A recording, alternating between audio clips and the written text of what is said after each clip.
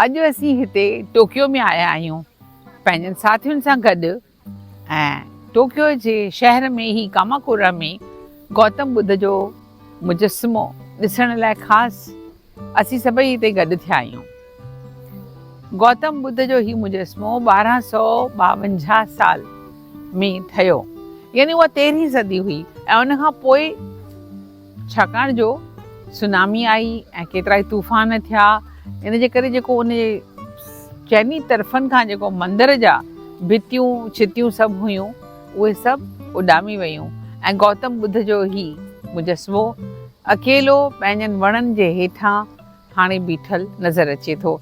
हिन जी ऊचाई 13 by 35 metres आहे। हिन जो वज़न आहे 121 टन। हीअ दुनिया में घणनि ई वॾनि मुजस्समनि मां हिकु आहे, पर जापान में ही ॿियो नंबर वॾो मुजस्समो यानी बुत आहे। असीं ख़ुशि आहियूं, सभु हिते आया आहियूं।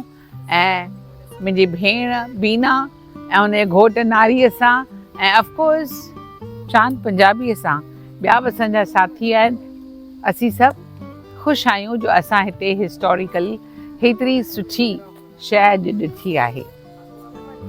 तई बचो।